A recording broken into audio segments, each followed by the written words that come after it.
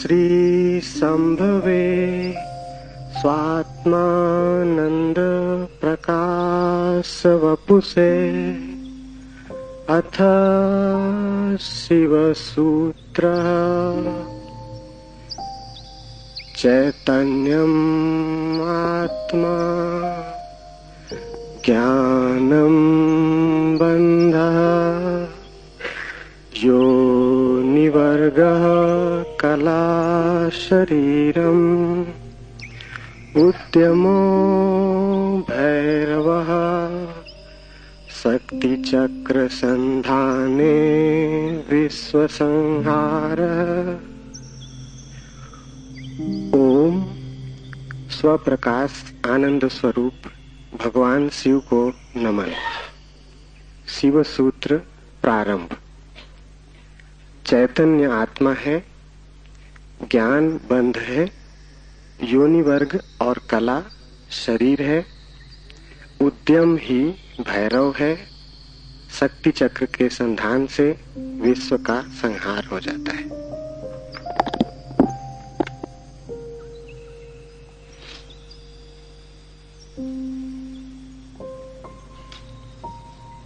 जीवन सत्य की खोज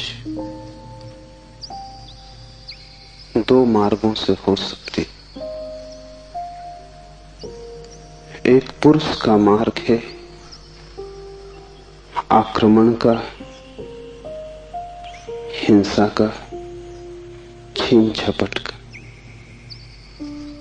एक स्त्री का मार्ग है समर्पण का, प्रतिक्रमण का। विज्ञान पुरुष का मार्ग है, विज्ञान आक्रमण है। धर्म स्त्री का मार्ग है, धर्म नमन है। इसे बहुत ठीक से समझ लें। इसलिए पूरब के सभी शास्त्र परमात्मा को नमस्कार से शुरू होते। वो नमस्कार केवल औपचारिक नहीं, वो केवल एक परंपरा और रीति नहीं। वो नमस्कार इंगित है कि मार्ग समर्पण का है, और जो विनम्र हैं केवल वे ही उपलब्ध हो सकेंगे,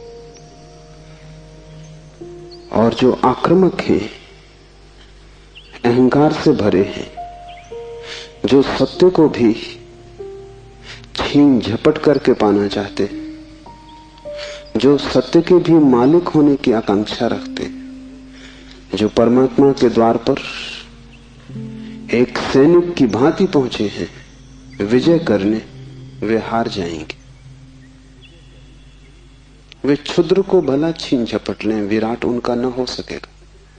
वे व्यर्थ को भला लूट के घर ले आए, लेकिन जो सार्थक है वो उनकी लूट का हिस्सा न बनेगा।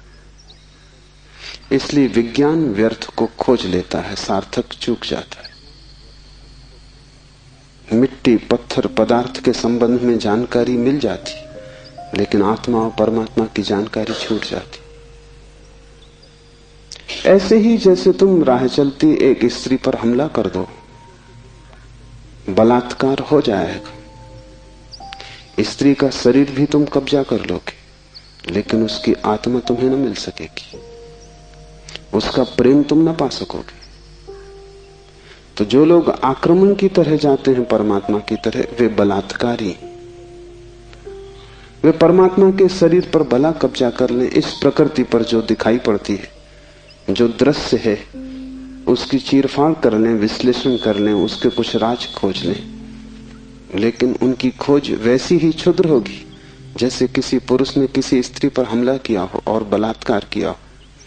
स्त्री का शरीर तो उपलब्ध हो जाए, लेकिन उपलब्धि दो कौड़ी की है, क्योंकि उसकी आत्मा को तुम छू भी न पाओगे। और अगर उसकी आत्मा को न छुआ तो उसके भीतर जो प्रेम की संभावना थी, वो जो छिपा था बीज प्रेम का, वो कभी अंकुरित न होगा। उसकी प्रेम की वर्षा तुम्हें न मिल सकेगी। विज्ञान बलात्कार है, वो प्रकृति पर हमला है। जैसे कि प्रकृति कोई शत्रु हो, जैसे कि उसे जीतना है, पराजित करना है। इसलिए विज्ञान तोड़फोड़ में भरोसा करता है, विश्लेषण तोड़फोड़ है, काटपीट में भरोसा करता है। अगर वैज्ञानिक से पूछो कि फूल सुंदर है तो तोड़ेगा फूल को, काटेगा, जांच पड़ताल करेगा, लेकिन उसे पता नहीं तोड़ने में ही सौंदर्य खो जाता। सौंदर्य तो पूरे में था, खंड खंड में सौंदर्य ना मिलेगा। हाँ, रासायनिक तत्व मिल जाएंगे, किन चीजों से फूल बना है, किन पदार्थों से बना है, किन खनिज और द्रव्यों से बना है, वो सब मिल जाएगा। तुम बोतलों में अलग अलग फूल के खंडों को इकट्ठा करके लेबल लगा दोगे, तुम कहोगे ये केमिकल्स हैं, ये पदार्थ हैं, इनसे मिलकर फूल बना था, लेकिन तुम एक भी ऐसी बोतल न भर पाओगे जिसमें तुम कह सको ये सौंदर्य है जो फूल में भरा था। सौंदर्य तिरोहित हो जाएगा। अगर तुमने फूल पर आक्रमण किया तो फूल की आत्मा तुम्हें न मिलेगी, शरीर ही मिलेगा। विज्ञान इसलिए आत्मा में भरोसा नहीं करता। भरोसा करे भी कैसे? इतनी चेष्टा के बाद भी आत्मा की कोई झलक नहीं मिलती। झलक मिलेगी ही नहीं, इसलिए नहीं कि आत्मा नहीं है, बल्कि तुमने जो ढंग चुना है वो आत्मा को पाने का ढंग नहीं। तुम जिस द्वार से प्रवेश किए हो वो क्षुद्र को पाने का द्वार है। आक्रमण से जो बहुमूल्य है वो नहीं मिल सकता। जीवन का रहस्य तुम्हें मिल सकेगा अगर नमन के द्वार से तुम गए, अगर तुम झुके, तुमने प्रार्थना की, तो तुम प्रेम के केंद्र तक पहुंच पाओगे। परमात्मा को रिझाना करीब करीब एक स्त्री को रिझाने जैसा है।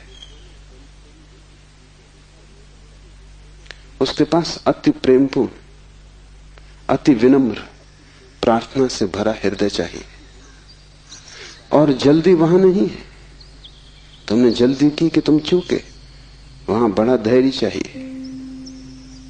तुम्हारी जल्दी और उसका हृदय बंद हो जाएगा, क्योंकि जल्दी भी आक्रमण की खबर।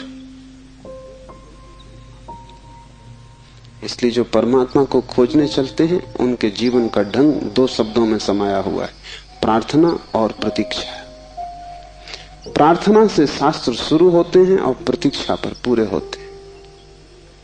प्रार्थना से खोज इसलिए शुरू होती। इस शास्त्र का पहला चरण है ओम स्वप्रकाश आनंद स्वरूप भगवान शिव को नमन। और अब शिव सूत्र प्रारंभ। इस नमन को बहुत गहरे उतर जाने दें, क्योंकि अगर द्वार ही चूक गया तो पीछे महल की जो मैं चर्चा करूंगा वो समझ में ना आएगी। पुरुष को थोड़ा हटाएं, आक्रामक वृत्ति को थोड़ा दूर करें। ये समझ कुछ बुद्धि से आने वाली नहीं, हृदय से आने वाली है। ये समझ कुछ तुम्हारे तर्क पर निर्भर न करेगी, ये तुम्हारे प्रेम पर निर्भर करेगी। इस शास्त्र को तुम समझ पाओगे, लेकिन वो समझ ऐसी न होगी जैसे कोई गणित को समझता है। वो समझ ऐसी होगी जैसे कोई काव्य को समझता है। कविता पर तुम झपट नहीं पड़ते, तुम कविता का धीरे धीरे स्वाद लेते हो, चुस्की लेते हो, जैसे कोई चाय को पीता है। तुम उसे गटक नहीं चाहते, वो कोई कड़वी दवा नहीं है। तुम उसका स्वाद लेते हो, चुस्की लेते हो, धीरे धीरे उसके स्वाद को लीन होने देते हो। और एक ही कविता को समझना हो तो बहुत बार पढ़ना पड़ता है। एक गणित को तुमने एक बार समझ लिया, फिर दोबारा करने की कोई जरूरत नहीं रह जाती। गणित समाप्त हो गया। कविता कभी भी समाप्त नहीं होती, क्योंकि हृदय का कोई और छोर नहीं। और तुम जितना ही प्रेम करते हो उतना ही उद्घाटित होता है। इसलिए पूर्व में हम शास्त्र का अध्ययन नहीं करते, हम शास्त्र का पाठ करते। अध्ययन शास्त्र का हो भी नहीं सकता। अध्ययन का अर्थ है एक बार समझ लिया फिर कचरे में फेंक दिया। जैसे कि बात खत्म होगी, जब समझ ही लिया तब दोबारा क्या करना है। पाठ का अर्थ होता है समझ बुद्धि की होती तो एक बार में पूरी हो जाती। इसकी तो चुस्कियां बार बार लेनी पड़ेंगी। इसे तो जाने अनजाने न मान कितनी बार दोहराना पड़ेगा। इसे बहुत से भाव क्षणों में, बहुत सी मनोदशाओं में, कभी सुबह जब सूरज उगता है तब, कभी रात जब सब अंधकार हो जाता है तब, कभी मन जब प्रफुल्लित होता है तब, और कभी मन जब उदासी से भरा होता है तब, विभिन्न चित्त की दशाओं में, विभिन्न मनोक्षणों में इसमें उतरना होगा। तब इसके सभी पहलू धीरे धीरे प्रकट होंगे। फिर भी तुम इसे चुकता न कर पाओगे। कोई शास्त्र कभी चुकता नहीं। जितना ही तुम पाओगे कि खोज लिया, उतना ही तुम पाओगे खोज के लिए और भी ज्यादा बाकी रह गया। जितने तुम गहरे उतरोगे पाओगे गहराई बढ़ती चली जाती है। शास्त्र को कभी पाठ ही चुका नहीं पाता। पाठ का मतलब ही यही है कि बार बार, बहुत बार। पश्चिम इस बात को समझ भी नहीं पाता। उनकी पकड़ के बाहर है कि लोग गीता को हजारों साल से क्यों पढ़ रहे हैं, और एक ही आदमी रोज सुबह उठ के गीता पढ़ लेता है। पागल हो गया है। उनको ख्याल में नहीं कि पाठ की प्रक्रिया हृदय में उतारने की प्रक्रिया है। उसका समझ से बहुत वास्ता नहीं है, स्वाद से वास्ता है। तर्क और गणित और हिसाब से उसका कोई भी संबंध नहीं है। उसका संबंध तो अपने हृदय को और उसके बीच की जो दूरी है उसको मिटाने से। धीरे धीरे हम इतने लीन हो जाएं उसमें कि पाठी और पाठ एक हो जाए। पता ही न चले कि कौन गीता है और कौन गीता का पाठी। ऐसे भाव से जो चले, ये स्त्री का भाव है। ये समर्पण की धारा है। इसे ख्याल में ले लेना। नमन से हम चले तो शिव के सूत्र समझ में आ सकेंगे। उन्हें तुम अपने में उतरने देना और जल्दी निर्णय की मत करना कि वे ठीक हैं कि गलत है। क्योंकि सूत्रों के संबंध में एक बात ख्याल रख लेना, तुम्हारे ऊपर निर्भर नहीं है तय करना कि वे ठीक हैं या गलत हैं। तुम निर्णय कर भी कैसे पाओगे? जो अंधेरे में खड़ा है वो प्रकाश के संबंध में क्या निर्णय करेगा? और जिसने कभी स्वास्थ्य नहीं जाना, जो रोग की सैया से ही बंधा रहा है, उसे स्वास्थ्य की परिभाषा कैसे समझ में आएगी?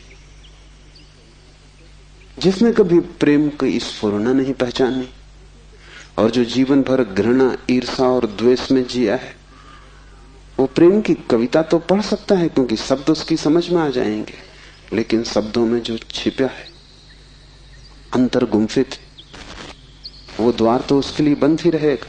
इसलिए तुम निर्णय मत करना कि क्या ठीक क्या गलत। तुम सिर्फ पीना, समझना भी नहीं कहता हूं, तुम सिर्फ पीना, तुम सिर्फ स्वाद में उतरना। और अगर वो स्वाद तुम्हारे भीतर रहस्य के लोग खोलने लगे, और वो स्वाद अगर तुम्हारे भीतर नई सुगंध को जन्म दे दे, और तुम पाओ कि क्षण भर को भी सही तुम्हारे दुर्गंध का व्यक्तित्व विलीन हो गया है, तुम्हारे भीतर कोई फूल खिला है और तुम सुगंधित हुए हो, क्षण भर को भी तुम पाओ कि तुम अंधकार नहीं हो, कोई दिया जल गया है, एक झलक मिली जैसे अंधेरे में बिजली कौंध गई हो, उसी से समझ आएगी। तुम्हारे समझने से नहीं, तुम्हारे अनुभव की झलक से समझ आएगी। इसलिए तुम विनम्र रहना। दूसरी बात, सूत्र का अर्थ होता है संक्षिप्त से संक्षिप्त, सारभूत, टेलीग्राफिक। वहां एक एक शब्द अत्यंत घना है। विस्तार नहीं होता सूत्र में, घनत्व होता है। लंबा नहीं होता सूत्र, बड़ा छोटा होता है, जैसे छोटा सा बीज होता है, उसमें सारा वृक्ष समाया होता है। जैसे बीज है ऐसा सूत्र है। बीज में तुम वृक्ष को देख भी नहीं सकते, देखना भी चाहोगे तो बीज में तुम वृक्ष को पाओगे नहीं, क्योंकि उसके लिए बड़ी गहरी आंखें चाहिए। जो बीज में वृक्ष को देख ले, जो वर्तमान में भविष्य को देख ले, जो आज कल को देख ले, जो दृश्य से अदृश्य को खोज ले, बड़ी पैनी आंखें चाहिए। वैसी पैनी आंखें तुम्हारे पास अभी नहीं है। अभी तो तुम्हें बीज बीज ही दिखाई पड़ेगा। वृक्ष को देखना हो तो बीज को तुम्हें बोना पड़ेगा, और कोई रास्ता तुम्हारे पास देखने का नहीं। और जब बीज टूटेगा जमीन में और वृक्ष अंकुरित होगा, तभी तुम पहचान पाओगे। ये सूत्र बीज है, इन्हें तुम्हें अपने हृदय में बोना होगा। तुम अभी निर्णय मत करना, क्योंकि अभी तुमने अगर बीज पे निर्णय लिया तो तुम इसे फेंक ही दोगे, कचरा कूड़ा मालूम पड़ेगा। बीज में कंकड़ पत्थर में कोई ज्यादा फर्क नहीं है। कभी कभी तो कंकड़ पत्थर ज्यादा चमकीले, रंगीन, खूबसूरत, कीमती होते, लेकिन बीज और कीमती से कीमती कोहिनूर में भी एक फर्क है कि तुम कोहिनूर को बो दो तो उसमें से कुछ पैदा ना होगा। वो कीमती कितना ही वो मुर्दा है, उसका मूल्य ना समझ कितने ही समझते हो, लेकिन जीवन उसमें नहीं, वो लाश है। और बीज कुरूप भी दिखाई पड़ता हो, कोई उसकी कीमत भी ना हो, लेकिन उसमें जीवन छिपा है। तुम उससे बो दो, उससे विराट वृक्ष पैदा होगा। और एक बीज से करोड़ों बीज लग जाएंगे। एक छोटा सा बीज इस सारे विश्व को पैदा कर सकता है, क्योंकि एक बीज से करोड़ों बीज पैदा होते हैं, फिर करोड़ों बीज से, हर बीज से करोड़ बीज पैदा होते हैं। एक छोटे बीज में सारे विश्व का ब्रह्मांड समा सकता है। सूत्र बीज है, उसके साथ जल्दी नहीं की जा सकती। उसको बोओगे हृदय में और अंकुरित होगा, फूल लगेंगे, तभी तुम जान पाओगे, तभी निर्णय लिया जा सकता है। तीसरी बात, इसके पहले कि हम शुरू करें, धर्म महान क्रांति है। धर्म के नाम से तुमने जो समझा हुआ है उसका धर्म से ना के बराबर संबंध है। इसलिए शिव के सूत्र तुम्हें चौंकाएंगे भी, तुम भयभीत भी होगे, डरोगे भी, क्योंकि तुम्हारा धर्म डगमगाएगा। तुम्हारा मंदिर, तुम्हारी मस्जिद, तुम्हारे गिरजे, अगर ये सूत्र तुमने समझे तो गिर जाएंगे। तुम उन्हें बचाने की कोशिश में मत लगना, क्योंकि वे बचे भी रहे तो भी उनसे तुम्हें कुछ भी मिला नहीं। तुम उनमें जी ही रहे हो और तुम मुर्दा हो। मंदिर काफी सजे हैं, लेकिन तुम्हारे जीवन में कोई भी खुशी की किरण नहीं। मंदिर में काफी रोशनी, उससे तुम्हारे जीवन का अंधकार नहीं मिटता। तो उससे भयभीत मत होना, क्योंकि सूत्र तुम्हें कठिनाई में तो डालेंगे ही, क्योंकि शिव कोई पुरोहित नहीं है। पुरोहित की भाषा तुम्हें हमेशा संतोषदायी मालूम पड़ती, क्योंकि पुरोहित को तुम्हारा शोषण करना है। पुरोहित तुम्हें बदलने को उत्सुक नहीं है।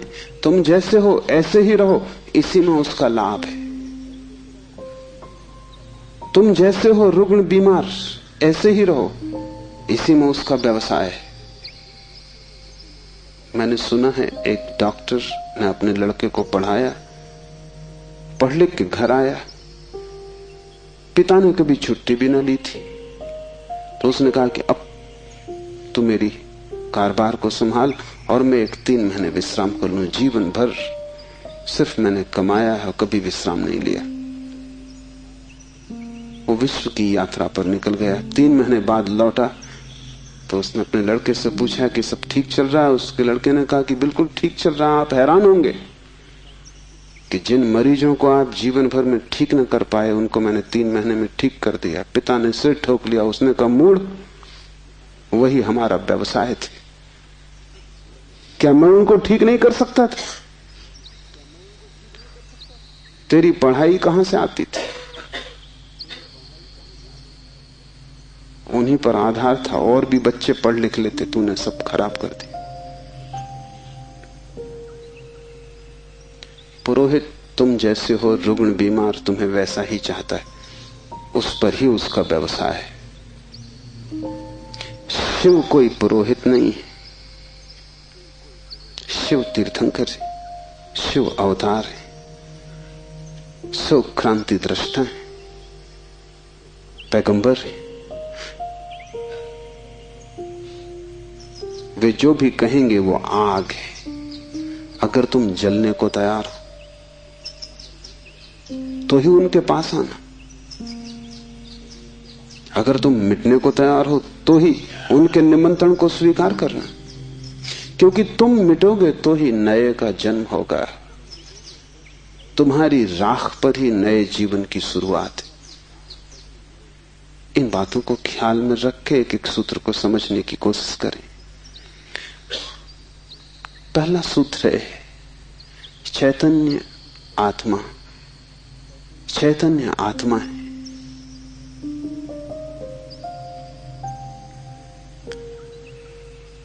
चैतन्य हम सभी हैं, लेकिन आत्मा का हमें कोई पता नहीं चलता। अगर चैतन्य ही आत्मा है तो हम सभी को पता चल जाना चाहिए। हम सब चैतन्य हैं, लेकिन चैतन्य आत्मा है, इसका क्या अर्थ होगा? पहला अर्थ, इस जगत में सिर्फ चैतन्य ही तुम्हारा अपना है। आत्मा का अर्थ होता है अपना, से सब पराया है। शेष कितना ही अपना लगे, पराया है। मित्र हो, परिजन हो, परिवार के लोग हो, धन हो, यश पद प्रतिष्ठा हो, बड़ा साम्राज्य हो, वह सब जिसे तुम कहते हो मेरा, वहां धोखा है, क्योंकि वो सभी मृत्यु तुमसे छीन लेगी। मृत्यु कसौटी है, कौन अपना है कौन पराया है। मृत्यु जिससे तुम्हें अलग कर दे वो पराया था, और मृत्यु तुम्हें जिससे अलग न कर पाए वो अपना था। आत्मा का अर्थ है जो अपना है।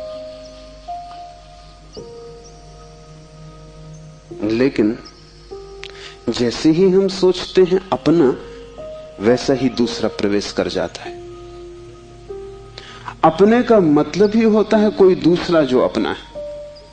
तुम्हें यह ख्याल ही नहीं आता कि तुम्हारे अतिरिक्त तुम्हारा अपना कोई भी नहीं, हो भी नहीं सकता है। और जितनी देर तुम भटके रहोगे इस धारा में कि कोई दूसरा अपना है, उतने दिन व्यर्थ गए, उतना जीवन अकारण बीता, उतना समय तुमने सपने देखे, उतने समय में तुम जाग सकते थे। मोक्ष तुम्हारा होता, तुमने कचरा इकट्ठा किया।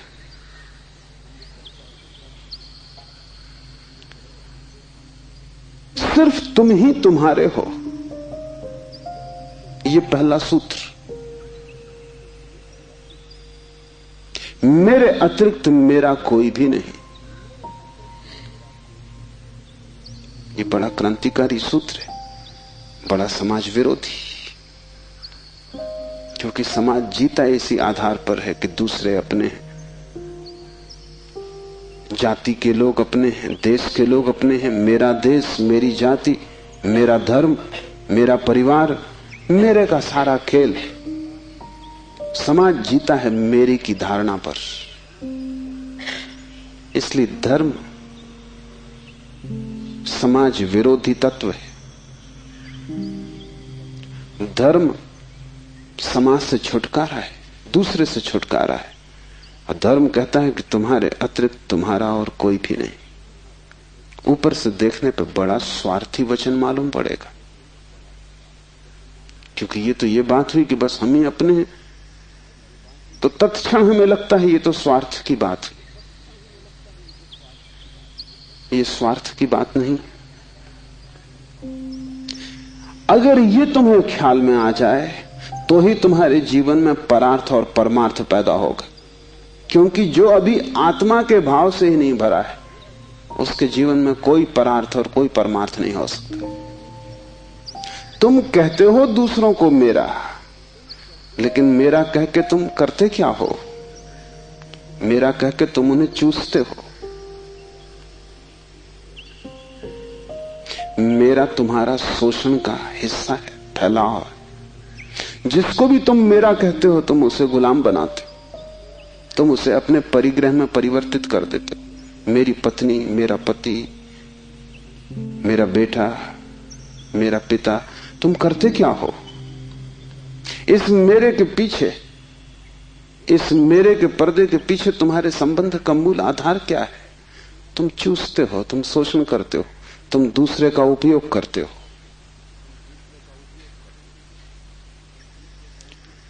इस दूसरे के उपयोग को तुम सोचते हो परार्थ, तो तुम भ्रांति में हो। एक सम्राट बूढ़ा हुआ, उसके 3 बेटे थे और वो बड़ी चिंता में था किसको राज्य दे। तीनों ही योग्य और कुशल थे, तीनों ही समान गुणधर्मा थे, इसलिए बड़ी कठिनाई हुई। उसने एक दिन तीनों बेटों को बुलाया और कहा कि पिछले पूरे वर्ष में तुमने जो भी कृत्य महानतम किया हो, एक कृत्य जो पूरे वर्ष में महानतम हो, वो तुम मुझे कहो। बड़े बेटे ने कहा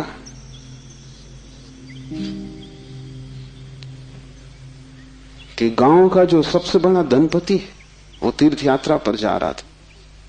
उसने करोड़ों रुपए के हीरे जवाहरात बिना गिने, बिना किसी हिसाब किताब के, बिना किसी दस्तखत लिए मेरे पास रख दिए और कहा कि जब मैं लौट आऊंगा तीर्थ यात्रा से मुझे वापस लौटा देना। चाहता मैं तो पूरे भी पा जा सकता था, क्योंकि न कोई लिखा पढ़ी थी न कोई गवाह था। इतना भी न करता तो थोड़े बहुत बहुमूल्य हीरे में बचा लेता तो कोई कठिनाई न थी, क्योंकि उस आदमी ने ना तो गिने थे और ना कोई संख्या रखी थी। लेकिन मैंने सब जैसी की जैसी थैली वापस लौटा दी। पिता ने कहा तुमने भला किया,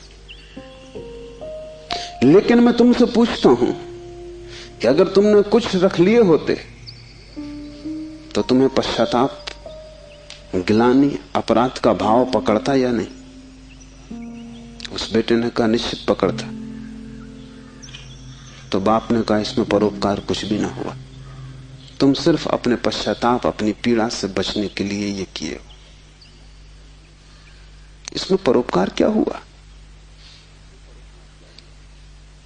हीरे बचाते तो ग्लानि मन को पीड़ा देती, कांटे की तरह चुभती, उस कांटे से बचने के लिए तुमने हीरे वापस दिए।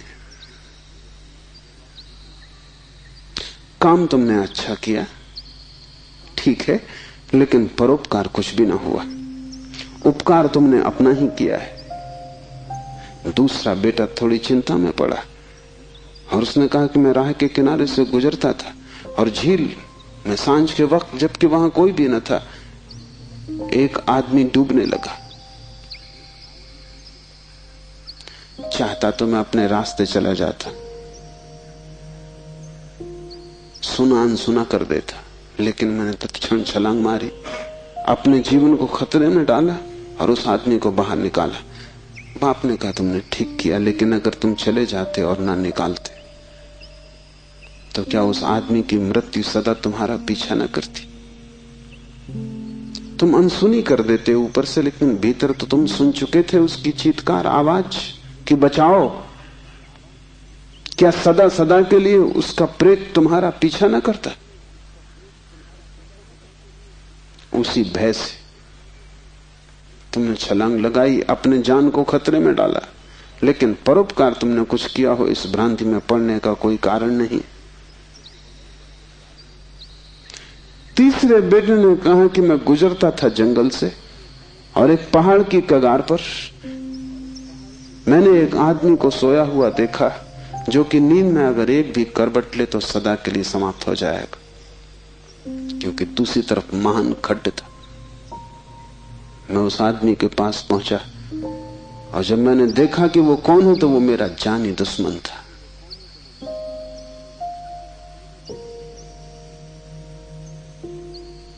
मैं चुपचाप अपने रास्ते पे जा सकता था।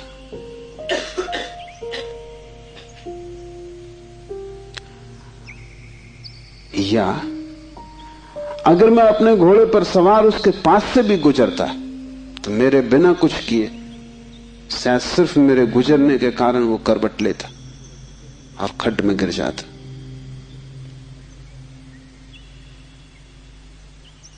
लेकिन मैं आहिस्ते से जमीन पर सरकता हुआ उसके पास पहुंचा कि कहीं मेरी आहट में वो गिर न जाए।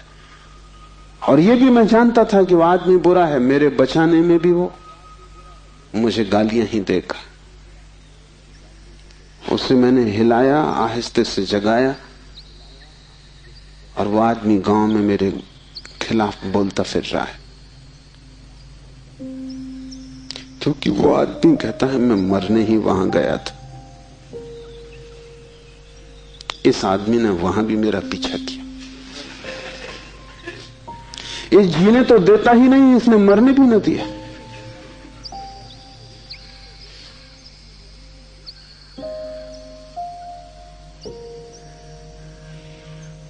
पिता ने कहा तुम दोस्त से बेहतर हो, लेकिन परोपकार ये भी नहीं। क्यों? क्योंकि तुम अहंकार से फूले नहीं समा रहे हो कि तुमने कुछ बड़ा कार्य कर दिया। बोलते हो तो तुम्हारी आंखों की चमक और हो जाती, कहते हो तो तुम्हारा सीना फूल जाता है। और जिस कृत्य से अहंकार निर्मित होता हो वो परोपकार न रहा। बड़े सूक्ष्म मार्ग से तुमने अपने अहंकार को उससे भर लिया। तुम सोच रहे हो तुम बड़े धार्मिक और परोपकारी हो, तुम इन दो से बेहतर हो।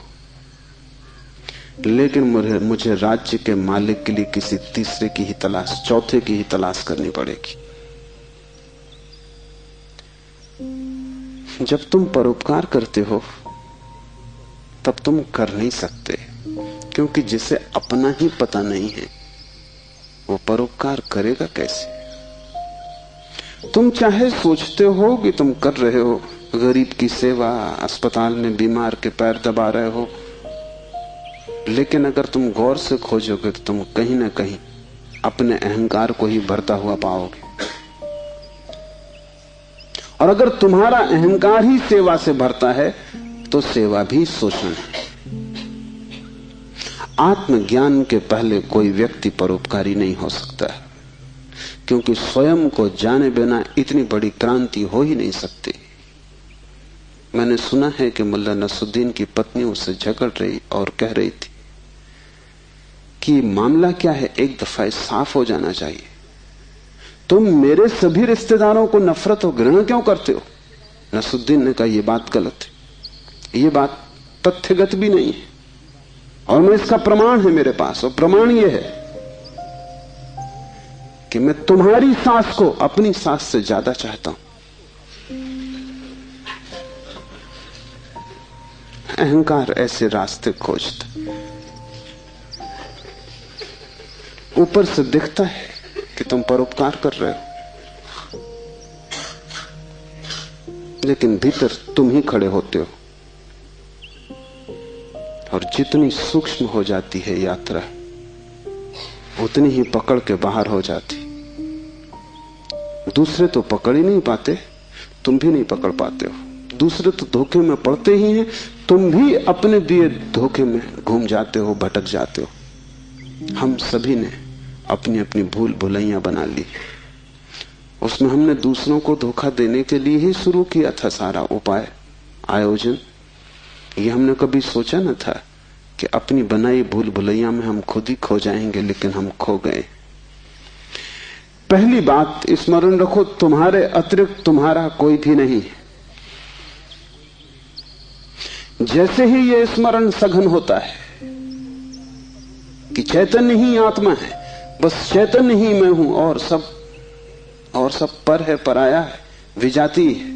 वैसे ही तुम्हारे जीवन में क्रांति की पहली किरण प्रविष्ट हो जाती, वैसे ही तुम्हारे और समाज के बीच एक दरार पड़ जाती, वैसे ही तुम्हारे और तुम्हारे संबंधों के बीच एक दरार पड़ जाती। लेकिन आदमी अपनी तरफ देखना नहीं चाहता। देखना कठिन भी है, क्योंकि देखने के पहले जिस प्रक्रिया से गुजरना पड़ता है वो बहुत संघातक है। एक मारवाड़ी व्यापारी एक फिल्म अभिनेत्री के प्रेम में पड़ गया। वैसे बात अनहोनी थी, मारवाड़ी और व्यापारी प्रेम से सदा दूर ही रहता है, लेकिन अनहोनी भी घटती है। प्रेम में तो पड़ गया, लेकिन व्यापारी का संदेह भरा चित्त, तो उसने एक जासूस नियुक्त कर दिया अभिनेत्री के पीछे कि तू पता लगा, इसका चरित्र तो ठीक है ना, इसके पहले कि मैं प्रस्ताव करूं विवाह का, सब बात पक्की कागज पर साफ हो जानी चाहिए। जासूस ने बड़ी खोजबीन की। 7 दिन बाद उसने रिपोर्ट भी भेज दी। रिपोर्ट आई कि इस स्त्री का चरित्र एकदम निर्दोष, निष्कलुष है। ऐसी कोई बात कभी इसके संबंध में नहीं सुनी गई, नहीं जानी गई जिससे संदेह पैदा हो, सिर्फ एक बात को छोड़कर।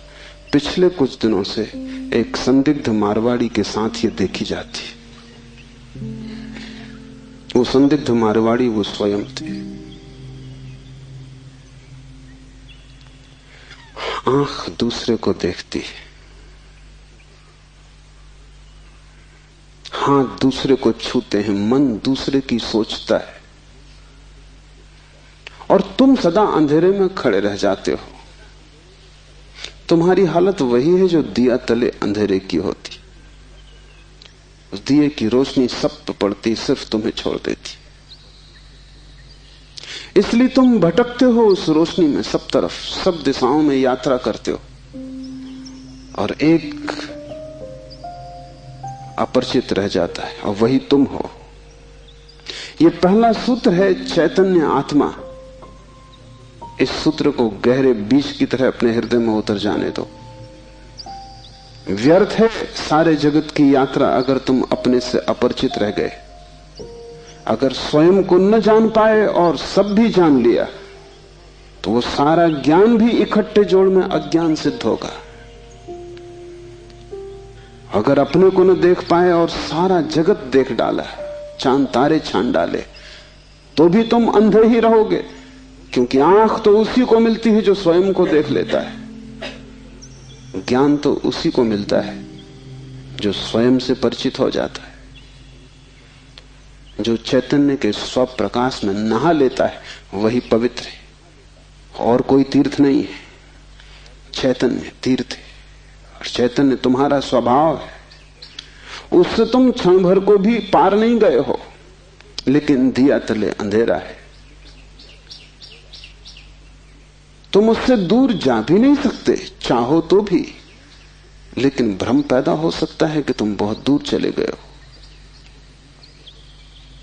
तुम सपना देख सकते हो संसार में, लेकिन सपना सत्य नहीं हो सकता। सत्य तो सिर्फ एक बात है, वो है तुम्हारा चैतन्य स्वभाव। चैतन्य आत्मा है, तो पहली तो बात कि मेरा सिवाय चैतन्य के और कोई भी नहीं। ये भाव तुम में सघन हो जाए तो सन्यास का जन्म हुआ, क्योंकि मेरे अतिरिक्त भी मेरा कोई हो सकता है, यही भाव संसार है। इसलिए पहले सूत्र में बड़ी क्रांति है। पहली चिंगारी शिव फेंकते हैं तुम्हारी तरफ, और वो ये है कि तुम जान लो कि तुम ही बस तुम्हारे हो, बाकी कोई तुम्हारा नहीं। इससे बड़ा विषाद मन को पकड़ेगा, क्योंकि तुमने दूसरों के साथ बड़े संबंध बना रखे, बड़े सपने संजो रखे हैं, दूसरों के साथ तुम्हारी बड़ी आशाएं जुड़ी हैं। मां देख रही है कि बेटा बड़ा होगा, बड़ी आशाएं जुड़ी हैं।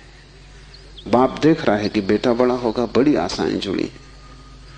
और इन सारी आशाओं में तुम अपने को खो रहे हो। यही तुम्हारे पिता भी इन्हीं आशाओं को कर करके समाप्त हुए तुम्हारे लिए। तुमसे क्या उन्हें मिला? यही आशाएं कर करके तुम समाप्त हो जाओगे। तुम्हारे बेटे से तुम्हें कुछ मिलेगा ना, और तुम्हारा बेटा भी यही मूर्खता जारी रखेगा। वो अपने बेटों से आशाएं करेगा। नहीं, अपनी तरफ देखो, न तो पीछे न आगे, कोई भी तुम्हारा नहीं है। कोई बेटा तुम्हें नहीं भर सकेगा, कोई संबंध तुम्हारी आत्मा नहीं बन सकता। तुम्हारे अतिरिक्त तुम्हारा कोई मित्र नहीं। लेकिन तब बड़ा डर लगता है, क्योंकि लगता है कि तुम अकेले हो गए। और आदमी इतना भयभीत है कि गली से गुजरता है अकेले में तो भी जोर से गीत गाने लगता है। अपनी ही आवाज सुन के लगता है कि अकेला नहीं। ये तुम अपनी ही आवाज सुन रहे हो। बाप जब बेटे में अपने सपने रचा रहा है तो बेटे की कोई सहमति नहीं है। ये बाप खुद ही अकेले में सीटी बजा रहा है, इसलिए दुखी होगा कल, क्योंकि इसने जिंदगी भर सपने रचाए और ये सोचता है कि बेटा भी यही सपने देख रहा है। ये गलती में, बेटा अपने सपने देखेगा। तुम अपने सपने देख रहे हो, तुम्हारे बाप ने अपने सपने देखे थे। ये कहीं मिलते नहीं। हर बाप दुखी मरता है। क्या कारण होगा? क्योंकि जो जो सपने वो बांधता है वो सभी सपने बिखर जाते हैं। हर आदमी अपने सपने देखने को यहां है, तुम्हारे सपने देखने को नहीं। और तुम्हें अगर चाहिए कि एक आत्म स्थिति उपलब्ध हो जाए, एक तृप्ति मिले, तो तुम सपने किसी और के साथ मत बांधना, अन्यथा तुम भटकोगे। संसार का इतना ही अर्थ है कि तुमने अपने सपनों की नाव दूसरों के साथ बांध रखी। संन्यास का अर्थ है कि तुम जाग गए और तुमने एक बात स्वीकार कर ली, कितनी ही कष्टकर हो, कितनी ही दुखपूर्ण मालूम पड़े प्रथम, और कितना ही संघातक पीड़ा अनुभव हो, कि तुम अकेले हो। सब संग साथ झूठा है। इसका यह अर्थ नहीं कि तुम भाग जाओ हिमालय, क्योंकि जो हिमालय की तरफ भाग रहा है उसे अभी संग साथ सार्थक है, झूठा नहीं हुआ। क्योंकि जो चीज झूठ हो गई उससे भागने में भी कोई सार्थकता नहीं। कोई भी सुबह जाग के भागता तो नहीं कि सपना झूठा है, भागूं इस घर से। सपना झूठा हो गया, बात खत्म हो गई, उसमें भागना क्या है? लेकिन एक आदमी है जो भाग रहा है पत्नी से, बच्चों से। इसका भागना बताता है, इसने सुन लिया होगा कि सपना झूठा है, लेकिन अभी इसे खुद पता नहीं चला। कल तक ये पत्नी की तरफ भागता था, पत्नी की तरफ पीठ करके भागता है, लेकिन दोनों ही अर्थों में पत्नी सार्थक थी।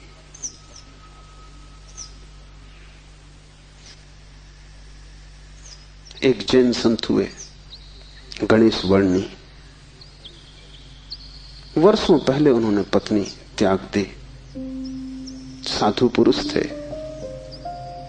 कोई 20 वर्ष त्याग के बाद काशी में थे, तब खबर आई कि पत्नी मर गई।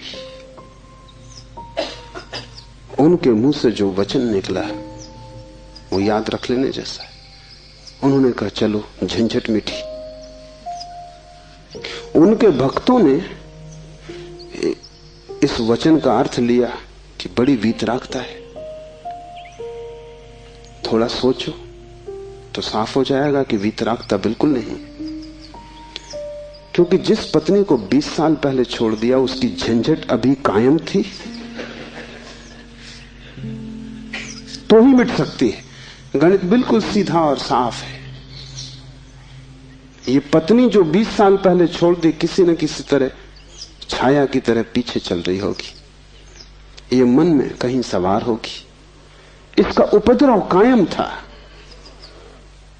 20 साल भी इसके उपद्रव को मिटा नहीं पाए थे छोड़ने के बाद। ये मन सतत सोचता रहा होगा, पक्ष में विपक्ष में।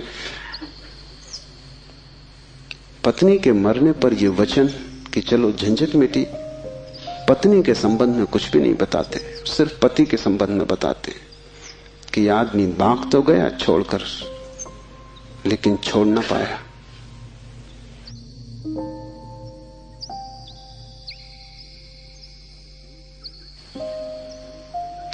और गणेश वर्णी साधु पुरुष थे, इसलिए थोड़ा सोच लेना, साधु पुरुष भी बड़ी भ्रांति में रह सकते।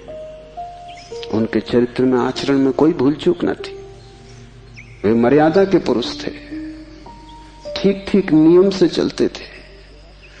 वहां कोई जरा भी दरार नहीं पा सकता, जरा त्रुटि नहीं पा सकता।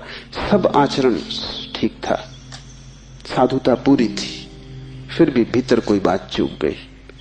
हिमालय पहुंच गए, झंझट सांस चली गई। फिर दूसरी बात भी समझ लेने जैसी है, और वो ये कि अगर पत्नी के मरने पर पहला ख्याल ही आया कि झंझट मिटी, तो कहीं जाने अनजाने अचेतन में पत्नी की मृत्यु की आकांक्षा भी छिपी रही होगी।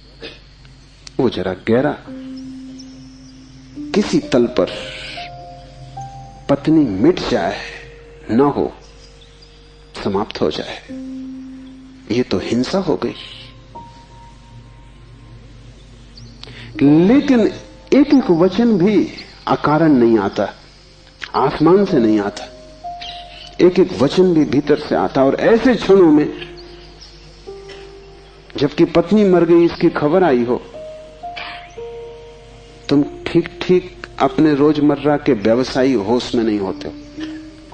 तब तुमसे जो बात निकलती है वो ज्यादा सही होती। घंटे भर बाद तुम्हें मौका मिल जाएगा, तुम खुद ही सोच समझ के लीप पोता कर लोगे। तुम फिर जो कहोगे वो बात झूठी हो जाएगी। लेकिन तत्क्षण, उस क्षण में वर्णी चूक गए। वो जो 20 साल से उन्होंने चारों तरफ साधुता का व्यवस्था कर रखी थी, उस क्षण में भूल गए। जब वर्णी को ऐसा घट सकता है तो तुम्हें तो सहज ही घट सकता है। भागने से कुछ भी ना होगा, भागकर कोई भी कभी भाग नहीं पाया। लेकिन भक्त इसको न देख पाएंगे। उन्होंने तो वर्णी की कथा में इसको बड़े बहुमूल्य वचन की तरह संग्रहित किया है, ये सोच के कि देखो आदमी कैसा वीतराग है। तुम्हें पता भी नहीं हो सकता कि वीतरागता क्या है। तुम राग में जीते हो, तुम्हें विराग समझ में आता है, तुमसे जो विपरीत है वो समझ में आता है। तुम जानते हो कि तुम पत्नी को छोड़ के नहीं जा सकते, और ये आदमी छोड़ के चला गया, ये आदमी तुमसे बड़ा है। ये तुमसे विपरीत है, लेकिन तुमसे भिन्न नहीं। तुम पैर के बल खड़े हो, ये आदमी सिर के बल खड़ा है, लेकिन तुम्हारे मन और इसके मन में रत्ती भर भी फर्क नहीं। खोज के देखो, तुम सभी सोचते हो कि पत्नी झंझट। तुम एक आध ऐसा पति पा सकते हो जो कहे पत्नी झंझट नहीं। पत्नी के सामने मत पूछना, एकांत में अकेले। मुल्ला नसरुद्दीन ने मुझे कहा है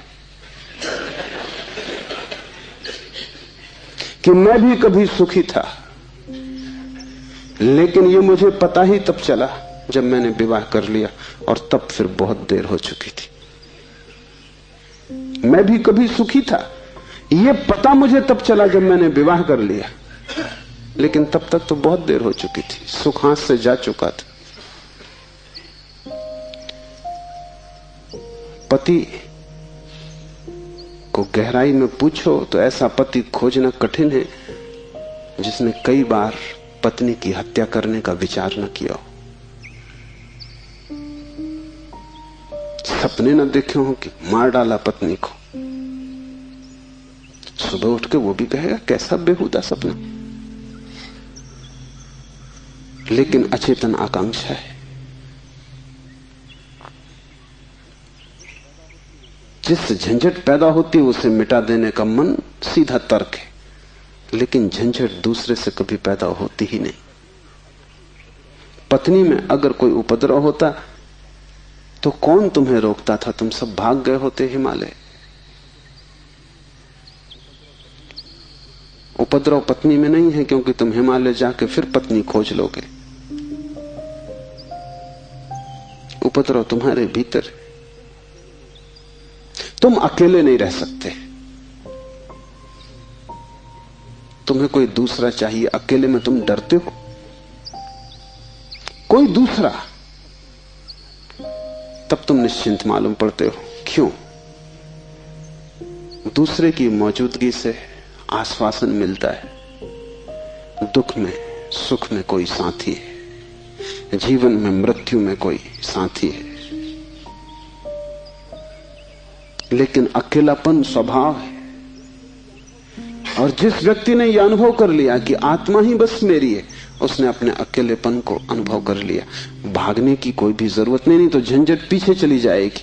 तुम जहां हो वहीं रहना, रत्ती भर भी बाहर कोई फर्क करने की आवश्यकता नहीं है, लेकिन भीतर तुम अकेले हो जाना। भीतर तुम कैवल्य को अनुभव करना कि मैं अकेला हूं, कोई संगी साथी नहीं। और ये तुम दोहराना मत, क्योंकि दोहराने की कोई जरूरत नहीं कि रोज सुबह बैठ के तुम दोहराओ कि मैं अकेला हूं, कोई संगी साथी नहीं। इससे कुछ भी ना होगा। ये दोहराना तो सिर्फ यही बताएगा कि तुम्हें अभी ख्याल नहीं हुआ। इसे समझना, ये तथ्य है कि तुम अकेले हो। समझने में अड़चन है, वही तपश्चर्या है। तप का अर्थ नहीं है कि तुम धूप में खड़े हो जाओ। आदमी को छोड़ के सभी पशु पक्षी धूप में खड़े, उनमें से कोई भी मोक्ष नहीं चला जा रहा है। और तप का अर्थ ये नहीं है कि तुम भूखे खड़े हो जाओ, अनशन कर लो, उपवास कर दो, क्योंकि आधी दुनिया वैसे ही भूखी मर रही है। कोई उपवास करके मोक्ष नहीं पहुंच जाता है। शरीर को गला दो, जला दो, उससे कुछ हल नहीं है। वो सिर्फ आत्महिंसा है और महानतम पाप है। और सिर्फ मूढ़ उस पाप में उतरते हैं। जिन्हें थोड़ा भी बोध है वो ऐसी नासमझियां ना करेंगे। दूसरे को भूखा मारना अगर गलत है तो खुद को भूखा मारना सही कैसे हो सकता है? दूसरे को सताना अगर हिंसा है तो खुद को सताना अहिंसा कैसे हो सकती है? सताने में हिंसा है, किसको तुम सताते हो इससे क्या फर्क पड़ता है? जो हिम्मतवर है वो दूसरे को सताते हैं, जो कमजोर है वो खुद को सताते हैं। क्योंकि दूसरे को सताने में एक खतरा है, दूसरा बदला लेगा। खुद को सताने में वो खतरा भी नहीं है, कौन बदला लेगा? कमजोर अपने को सताते हैं। तुमने कभी ख्याल किया, अगर पुरुष नाराज हो जाए तो वो पत्नी को पीटता, अगर पत्नी नाराज हो वो खुद को पीटती। ये जो पत्नी है ये साधुओं का प्रतीक है। कमजोर अपने को पीट लेता, क्या करे? ताकतवर दूसरे को पीटता है, क्योंकि उसमें खतरा तो है ही कि दूसरा क्या करेगा कौन जाने। कमजोर आत्महिंसक हो जाता है और ताकतवर परहिंसक होता है। और धार्मिक वो है जो अहिंसक, न वो दूसरे को सताता है न खुद को सताता है। सताने की बात ही व्यर्थ है। तपश्चर्या का अर्थ है कि तुमने ये सत्य स्वीकार कर लिया कि तुम अकेले हो, कोई उपाय नहीं है संगी साथी का। तुम कितना ही चाहो, कितनी ही आंखें बंद करो, सपने देखो, तुम अकेले ही रहोगे। जन्मों जन्मों से तुमने घर बसाए, परिवार बसाए, मिटाए, लेकिन तुम अकेले ही रहे हो। तुम्हारे अकेलेपन में रत्ती भर फर्क नहीं पड़ता। जिसने ये जान लिया, स्वीकार कर लिया कि मैं अकेला हूं, उसके लिए इंगित है इस सूत्र में चैतन्य आत्मा है, वही तुम्हारा और कोई तुम्हारा नहीं। और दूसरी बात इस सूत्र में है, वो है चैतन्य। आत्मा कोई सिद्धांत नहीं है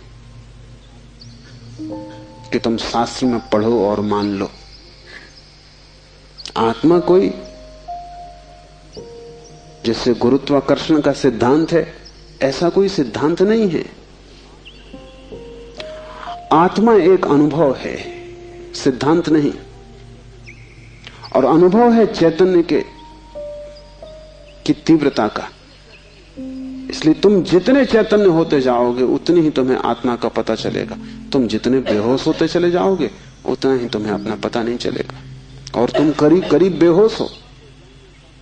जो आत्मा को जानना चाहता है उसे किसी दर्शन शास्त्र की जरूरत नहीं है, उसे चैतन्य को जगाने की प्रक्रिया चाहिए, उसे विधि चाहिए जिससे वो ज्यादा चेतन हो जाए। जैसे कि आग को तुम उकसाते हो, राख जम जाती, तुम उकसा देते हो, राख झड़ जाती, अंगारे झलकने लगते। ऐसी तुम्हें कोई प्रक्रिया चाहिए जिससे तुम्हारी राख झड़े और अंगारा चमके, क्योंकि उसी चमक में तुम पहचानोगे कि तुम चैतन्य हो। और जितने तुम चैतन्य हो उतने ही तुम आत्मवान हो। जिस दिन तुम पाओगे कि मैं परम चैतन्य हूं, उस दिन तुम परमात्मा हो। तुम्हारी चेतना की मात्रा ही तुम्हारी आत्मा की मात्रा होगी। लेकिन अभी तुम करीब करीब बेहोश हो, अभी करीब करीब तुम जैसे शराब पिए हो। अभी तुम चल रहे हो, उठ रहे हो, काम कर रहे हो, लेकिन जैसे नींद में। होश तुम्हें नहीं है। कभी तुमने ख्याल किया, किताब पढ़ते वक्त तुम पूरा पेज पढ़ जाते हो, तब तुम्हें ख्याल आता है, अरे मैं पूरा पेज पढ़ भी गया और एक शब्द याद नहीं। तुमने कैसे पढ़ा होगा पूरा पेज? तुम पढ़ सकते हो सोए सोए, मन कहीं और रहा होगा, तुम पढ़ गए, तब तुम्हें होश पता चला कि ये तो पूरा पेज व्यर्थ गया। तुम कई बार रास्ते से चलते हो, तुम पूरा रास्ता चल जाते हो, तब तुम्हें ख्याल आता है कि तुम चल रहे हो। तुम काम करते हो और तुम्हें पता नहीं चलता कि तुम कर रहे हो। तुम बेहोशी में जी रहे हो और चैतन्य आत्मा है। और तुम पूछते हो क्या आत्मा है? तुम चाहते हो कोई प्रमाण दे, तुम चाहते हो कोई सिद्ध करे, कोई तर्क से तुम्हें समझा दे तो तुम भी मान लो, नहीं तो तुम नास्तिक हो जाओगे। नास्तिकता बेहोशी का सहज परिणाम है, आस्तिकता होश का फल। जितना तुम्हारा होश बढ़ेगा तो जरूरत नहीं है कि तुम मानो कि आत्मा है, क्योंकि कई ना समझ मान रहे हैं, उससे कुछ हल नहीं होता। इस मुल्क में तो सभी मानते हैं कि आत्मा है, लेकिन इससे क्या फर्क पड़ता है? तुम्हारे जीवन में कोई क्रांति इससे आती नहीं। शायद तुम इसलिए मान लेते हो कि हजारों साल से दोहराया जा रहा है। सुनते सुनते तुम्हारे कान पक गए, सुनते सुनते तुम भूल ही गए हो कि संबंध में सोचना भी है। सुनते सुनते पुनरुक्ति से आदमी सम्मोहित हो जाता है। एक ही बात बार बार दोहराई चली जाए तो तुम भूल जाते हो कि वो संदिग्ध, संदेह किया जा सकता है, विचार किया जाता है। और फिर आत्मा है, इससे तुम्हें बड़ा संतोष भी मिलता है। शरीर मरेगा ये तुम्हें पता है, आत्मा नहीं मरेगी, इससे बड़ी हिम्मत बनती है। और आत्मा कभी नहीं मरेगी, अग्नि उसे जलाएगी नहीं, शस्त्र उसे छेदेंगे नहीं, मृत्यु उसका कुछ बिगाड़ ना सकेगी। इससे तुम्हें बड़ी सांत्वना मिलती, पर सांत्वना सत्य नहीं है। आत्मा को कोई न तो स्वीकार कर सकता है सिद्धांत की तरह, और न पुनरुक्ति की तरह कोई सम्मोहित हो सकता है।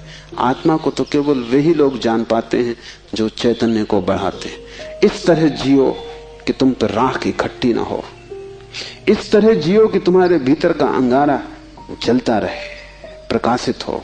इस तरह जियो कि प्रति क्षण तुम होश में रहो, बेहोश नहीं। मुल्ला नसरुद्दीन को बच्चा पैदा हुआ, पहला ही लड़का था। नसरुद्दीन बड़ा खुश हुआ, अपने खास मित्र को बुलाया, खुशी मनाने दोनों शराब घर में गए। क्योंकि तुम एक ही खुशी जानते हो, बेहोशी। ये बड़े मजे की बात है। शिव, बुद्ध, महावीर, वे सब चिल्ला चिल्ला के कहते हैं कि दुनिया में एक ही आनंद है, वो है होश। और तुम एक ही सुख जानते हो, वो है बेहोशी। या तो तुम ठीक हो या वो ठीक है, दोनों तो ठीक नहीं हो सकते। मुल्ला नसरुद्दीन सीधा शराब घर गया, बजाय अस्पताल जाने के पहले बेटे को देखता। उसने कहा कि पहले जरा आनंद कर ले। कितने दिनों का सपना पूरा हुआ। डट के दोनों पी गए। जब दोनों पी के पहुंचे अस्पताल और कांच की खिड़की में से बेटे को देखा तो मुल्ला रोने लगा। उसने अपने मित्र से कहा, पहली तो बात मेरे जैसा मालूम नहीं होता। अपना उन्हें पता नहीं है, अभी खुद की शक्ल भी वो पहचान ना सकेंगे। लेकिन मेरा जैसा नहीं मालूम होता। और दूसरी बात, बड़ा छोटा दिखाई पड़ता है। इतने छोटे बच्चे को लेके करेंगे भी क्या? ये बचेगा? मित्र ने कहा मत घबराओ, जब मैं पैदा हुआ था तो मैं भी 3 ही पाउंड का था। नसरुद्दीन ने कहा फिर तुम बचे?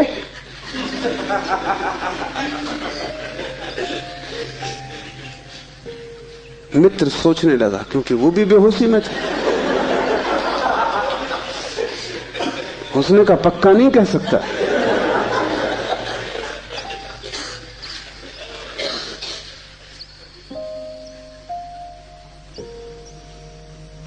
आदमी बेहोशी में है, उसके जीवन का सारा परिप्रेक्ष्य, उसकी सारी दृष्टि उसकी बेहोशी से भर जाती, सब धुआं धुआं हो जाता। तुम कुछ भी ठीक से नहीं देख पाते, और तुम एक ही सुख जानते हो कि जब तुम अपने को भूल जाते हो, चाहे सिनेमा हो, चाहे संगीत हो, चाहे सेक्स हो, जहां भी तुम अपने को भूल जाते हो वहीं तुम कहते हो बड़ा सुख आया। भूलने को तुम सुख कहते हो, विस्मरण को? कारण है, क्योंकि जब भी तुम होश से भरते हो तुम सिवाय दुख के अपने जीवन में कुछ भी नहीं पाते। इसलिए जब भी तुम देखते हो जीवन को, जरा ही सजग हो के तुम पाते हो दुख दुख, कुरूपता चारों तरफ।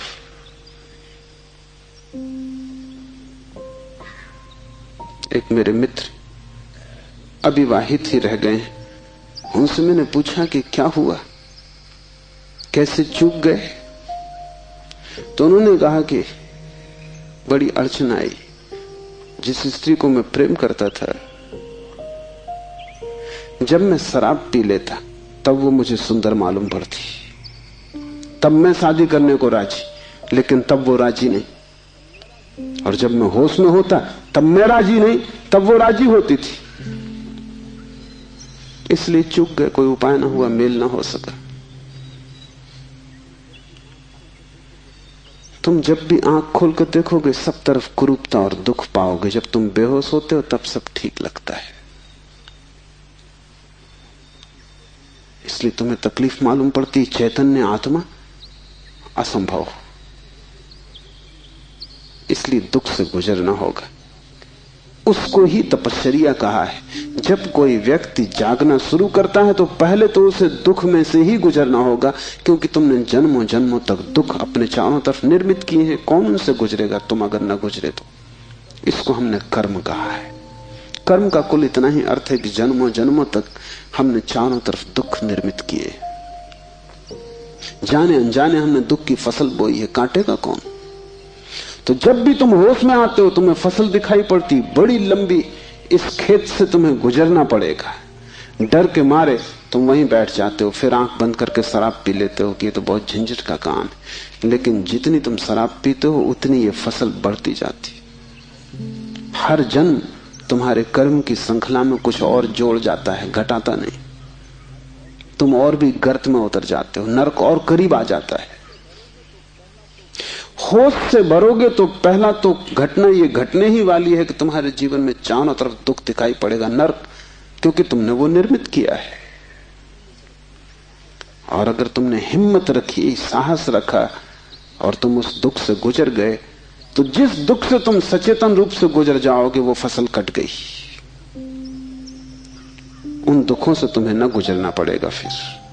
और अगर एक बार तुम सारी दुख की श्रृंखला से गुजर जाओ, कर्म की श्रृंखला से, क्योंकि वो तुम्हारी आत्मा के चारों तरफ बंधी हुई जंजीरें, अगर तुम उन सब से गुजर जाओ और होश न खो और हिम्मत जारी रखो कि कोई फिक्र नहीं, जितना दुख मैंने पैदा किया है मैं गुजरूंगा, मैं अंत तक जाऊंगा।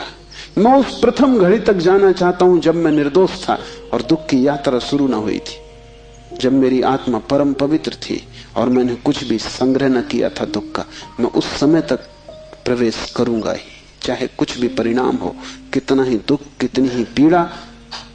अगर तुमने इतना साहस रखा तो आज नहीं कल दुख से पार होकर तुम उस जगह पहुंच जाओगे जहां शिव का सूत्र तुम्हें समझ में आएगा, चैतन्य आत्मा है।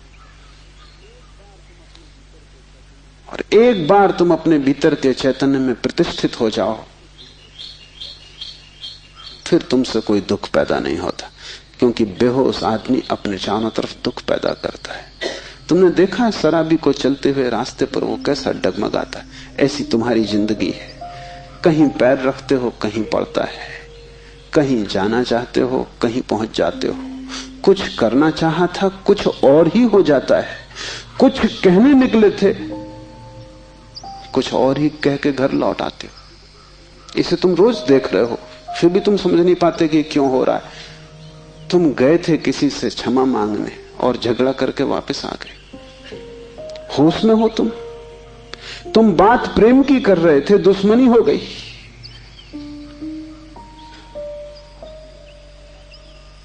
एक आदमी शराब पिए आकाश की तरफ देखता हुआ चला जा रहा था। एक कार उसके पास से निकली, बामुश्किल ड्राइवर बचा पाया। गाड़ी रोक के ड्राइवर ने कहा, महानुभाव, अगर आप नहीं देखते वहां जहां आप जा रहे हैं, तो फिर आप वहीं चले जाएंगे जहां आप देख रहे हैं।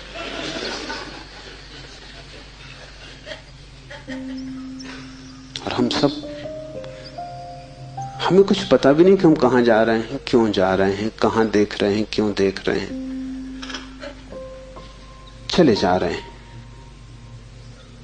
क्योंकि एक बेचैनी है भीतर जो बैठने भी नहीं देती। एक शक्ति है भीतर जो चलाए चली जाती है। फिर हम जो भी करते हैं वो सबके उल्टे परिणाम आते हैं। लोग मेरे पास आते हैं, वो कहते हैं हमने बदी तो कभी की नहीं, नेकी की और फल बदी मिल रहा है। ऐसा हो नहीं सकता कि तुम नेकी करो फल में बदी मिले। ऐसा हो नहीं सकता कि तुम आम के बीज बो और नीम के फल लगे। ऐसा हो नहीं सकता। इतना ही हो सकता है कि तुम ऐसे बेहोशी में बोए होगे, बोए तुमने नीम के ही फल, तुम होश में न थे, क्योंकि वृक्ष थोड़ी झूठ बोलेगा। तुम ही कहीं बोते वक्त भूल में पड़े होगे। तुम जब नेकी भी करते हो तब भी तुम्हारा नेकी करने का मन नहीं होता। तुम सच भी बोलते हो तो तुम दूसरे को चोट पहुंचाने के लिए सच बोलते हो। तुम सच बोलते हो दूसरे के अपमान के लिए। तुम सच बोलते हो जैसे तुम सच का उपयोग एक घातक हथियार की तरह कर रहे हो। तुम्हारे सत्य कड़वे होते हैं। सत्य के कड़वे होने की कोई भी जरूरत नहीं, लेकिन मजा तुम्हें कड़वेपन में है, सत्य में तुम्हें मजा भी नहीं। तुम्हारा झूठ सदा मीठा होता है, तुम्हारा सत्य सदा कड़वा होता है। बात क्या है? क्या कड़वापन सत्य का स्वभाव है? क्या मिठास झूठ का हिस्सा है? नहीं। झूठ को तुम चलाना चाहते हो, तुम उसे मीठा बनाते हो, क्योंकि अगर वो मीठा ना होगा तो चलेगा नहीं। एक तो झूठ चलना मुश्किल, मिठास के सहारे ही चलेगा। जैसे कड़वी दवा की गोली पर हम मीठी परत चढ़ा देते, बच्चा मीठी गोली समझ के खा लेता है, और जब तक कड़वेपन का पता चलता है तब तक गोली भीतर जा चुकी है। तुम झूठ को मीठा बनाते हो क्योंकि तुम झूठ चलाना चाहते हो। तुम सत्य को कड़वा बनाते हो क्योंकि सत्य से तुम केवल चोट करना चाहते हो, उसको चलाना नहीं चाहते। तुम सत्य बोलते ही तब हो जब तुम सत्य का इस तरह उपयोग कर सको कि वो झूठ से बदतर साबित हो, तभी तुम बोलते हो। तुम बेहोश हो, तुम्हारे कृत्यों का तुम्हें कुछ पता नहीं है कि तुम क्या कर रहे हो। इसे थोड़ा होश पूर्वक देखना शुरू करो। जो तुम बोलना चाहते हो वही बोले, या तुम कुछ और बोल गए? क्या तुमने यही सोचा था बोलने के लिए जो तुम बोले? मार्क ट्वेन लौटता था एक रात, उसकी पत्नी ने पूछा, घर आया तो पत्नी ने पूछा कैसा रहा व्याख्यान? वो व्याख्यान देने गया था। उसने कहा कौन सा व्याख्यान? जो मैंने तैयार किया था वो, या जो मैंने वहां दिया वो, या जो मैं चाहता था कि देता वो? कौन सा व्याख्यान? एक तो आदमी तैयार करता है और एक आदमी फिर जो देता है, उसमें बड़ा फर्क है। और फिर एक जो घर लौटते वक्त तो सोचता है दिया होता है। वो तीनों अलग अलग हैं। होश में हो। सब निशाने तुम्हारे चूक जाते हैं। तुम्हारी जिंदगी में कभी भी कोई निशाना लगा? आंख बंद करके भी आदमी तीर चलाता रहे तो कभी ना कभी निशाना लगेगा। मैंने सुना है कि अगर बंद घड़ी भी दीवार पर टंगी रहे तो 24 घंटे में 2 बार सही समय बताएगी। तुम्हारी जिंदगी में ऐसा भी नहीं आया कि 2 बार भी तुमने सही समय बताया होता। तुम बंद घड़ी से गए बीते। अंधेरे में भी आदमी तीर चलाता रहे तो कभी ना कभी निशान पे लग जाएगा। तुम खुली आंख से होश में प्रकाश में तीर चलाते हो, कभी निशाने पे नहीं लगता। क्या बात होगी? मुल्ला नसरुद्दीन को बड़ा शौक था हिरन की शिकार करने का। तीसरी बार जब वो शिकार करने जंगल पहुंचा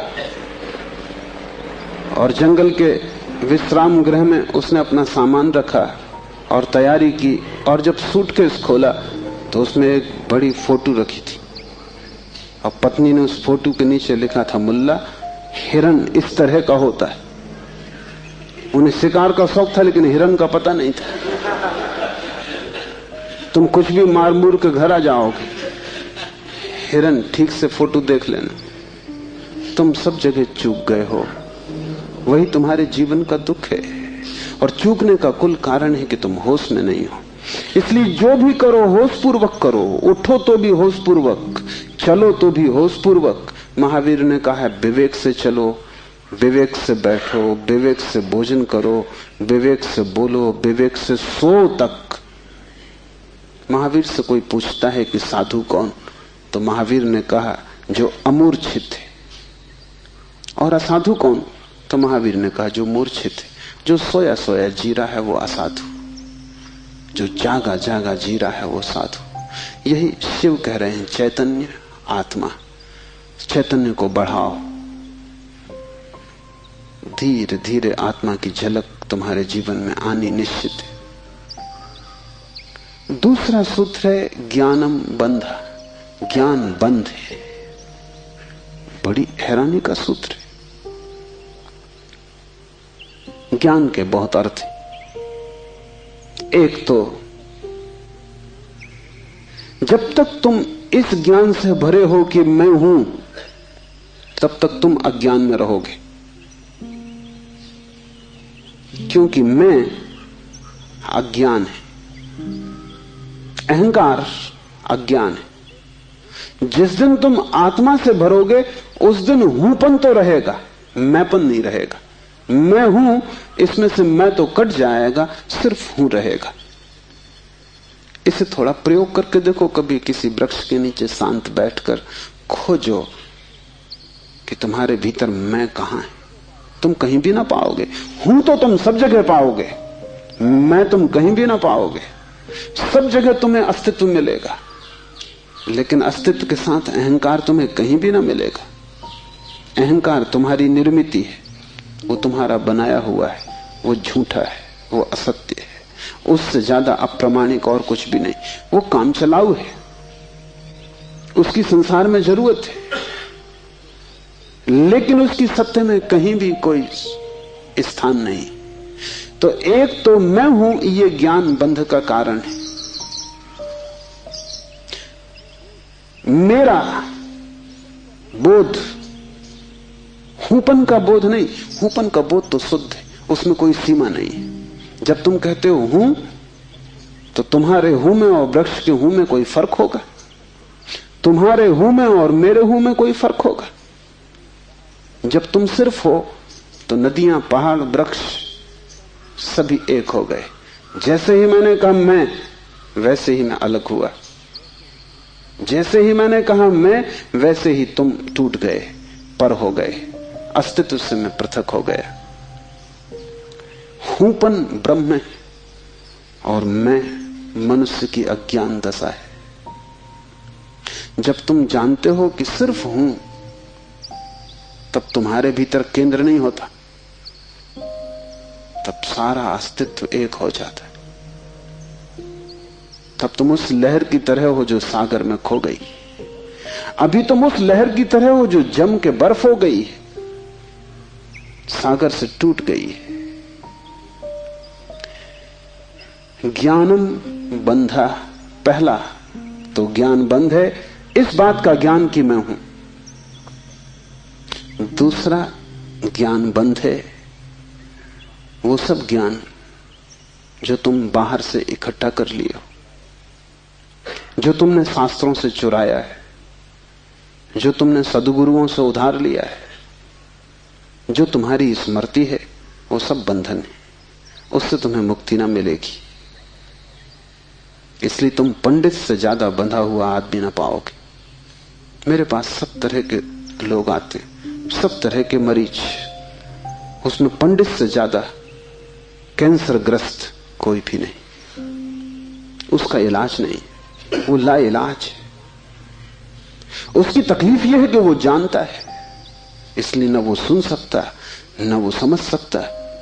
तुम उससे कुछ बोलो, इसके पहले कि तुम बोलो उसने उसका अर्थ कर लिया है। इसके पहले कि वो तुम्हें सुने उसने व्याख्या निकाल ली। शब्दों से भरा हुआ चित्त जानने में असमर्थ हो जाता है। वो इतना ज्यादा जानता है बिना कुछ जाने, क्योंकि सब जाना हुआ उधार है। शास्त्र से अगर ज्ञान मिलता होता तो सभी के पास शास्त्र है, ज्ञान सभी को मिल गया होता। ज्ञान तो तब मिलता है जब कोई निशब्द हो जाता है, जब वो सभी शास्त्रों को विसर्जित कर देता है, जब वो उस सब ज्ञान को जो दूसरों से मिला है वापस लौटा देता है जगत को, जब वो उसे खोजता है जो मेरा मूल अस्तित्व है, जो मुझे दूसरे से नहीं मिला। इसे थोड़ा समझो। तुम्हारा शरीर तुम्हें मां और पिता से मिला है। तुम्हारे शरीर में तुम्हारा कुछ भी नहीं है। आधा तुम्हारी मां का दान है, आधे तुम्हारे पिता का दान है। फिर तुम्हारा शरीर तुम्हें भोजन से मिला है, वो जो रोज तुम भोजन कर रहे हो। 5 तत्वों से मिला है, वायु है, अग्नि है, 5 तत्व हैं, उनसे तुम्हें मिला है। इसमें तुम्हारा कुछ भी नहीं है। लेकिन तुम्हारी चेतना तुम्हें 5 तत्वों में से किसी से भी नहीं मिली। तुम्हारी चेतना तुम्हें मां और पिता से भी नहीं मिली। तुम जो जो जानते हो वो तुमने स्कूल विश्वविद्यालय से सीखा है, शास्त्रों से सुना है, गुरुओं से पाया है। वो तुम्हारे शरीर का हिस्सा है, तुम्हारी आत्मा का नहीं। तुम्हारी आत्मा तो वही है जो तुम्हें किसी से भी नहीं मिली। जब तक तुम उस शुद्ध तत्व को न खोज लोगे जो निपट तुम्हारा है, जो तुम्हें किसी से भी नहीं मिला है, न मां ने दिया, न पिता ने, न समाज ने, न गुरु ने, न शास्त्र ने, वही तुम्हारा स्वभाव है। ज्ञान बंद है क्योंकि वो तुम्हें इस स्वभाव तक न पहुंचने देगा। ज्ञान ने ही तुम्हें बांटा है। तुम कहते हो मैं हिंदू, तुमने कभी सोचा कि तुम हिंदू क्यों हो? तुम कहते हो मैं मुसलमान, तुमने कभी विचारा कि तुम मुसलमान क्यों हो? हिंदू और मुसलमान में फर्क क्या है? क्या उनका खून निकाल के कोई डॉक्टर परीक्षा करके बता सकता है कि हिंदू का खून है, ये मुसलमान का खून है? क्या उनकी हड्डियां काट के कोई बता सकता है कि हड्डी मुसलमान से आती है कि हिंदू से आती है? कोई उपाय नहीं। शरीर की जांच से कुछ भी पता न चलेगा, क्योंकि दोनों के शरीर 5 तत्वों से बनते हैं। लेकिन अगर उनकी खोपड़ी की जांच करो तो पता चल जाएगा कि कौन हिंदू है कौन मुसलमान है, क्योंकि दोनों के शास्त्र अलग, दोनों के सिद्धांत अलग, दोनों के शब्द अलग। शब्दों का भेद है तुम्हारे बीच। तुम हिंदू हो क्योंकि तुम्हें एक तरह का ज्ञान मिला जिसका नाम हिंदू, दूसरा जैन है क्योंकि उसे दूसरे तरह का ज्ञान मिला जिसका नाम जैन। तुम्हारे बीच जितने फासले हैं, दीवालें हैं, वो ज्ञान की दीवालें, और सब ज्ञान उधार। तुम एक मुसलमान बच्चे को हिंदू के घर में रख दो, वो हिंदू की तरह बड़ा होगा। वो ब्राह्मण की तरह जनेऊ धारण करेगा, वो उपनिषद और वेद के वचन उद्धृत करेगा। और तुम एक हिंदू के बच्चे को मुसलमान के घर रख दो, वो कुरान की आयत दोहराएगा।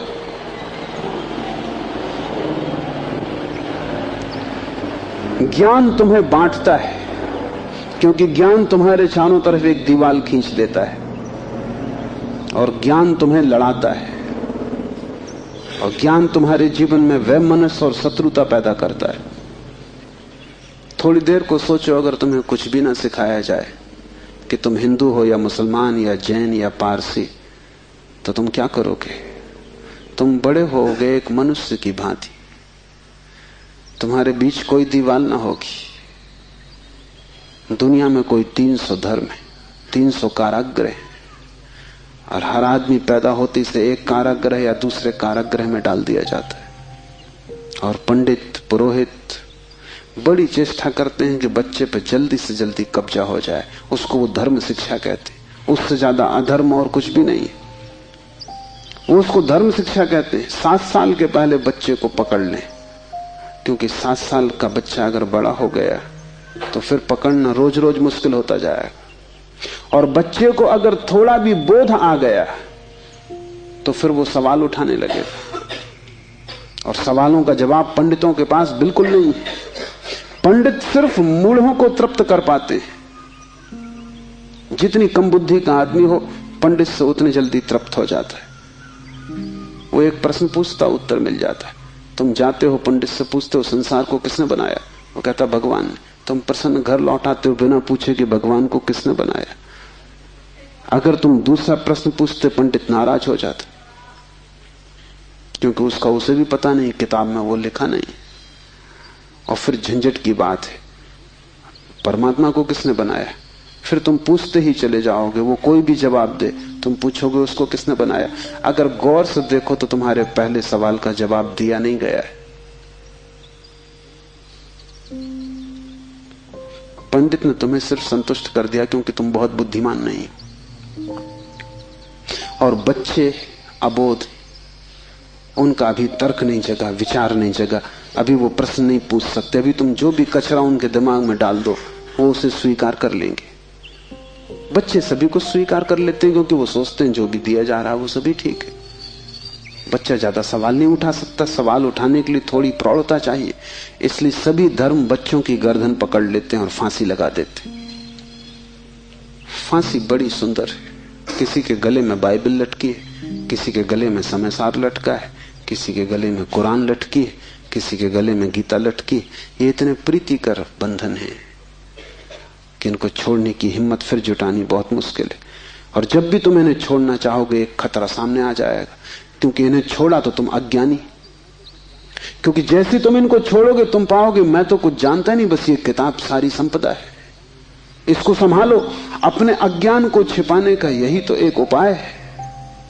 लेकिन अज्ञान छिपने से अगर मिटता होता तो बड़ी आसान बात हो गई होती। अज्ञान छिपने से बढ़ता है, जैसे कोई अपने घाव को छिपा ले, उससे कुछ मिटेगा नहीं।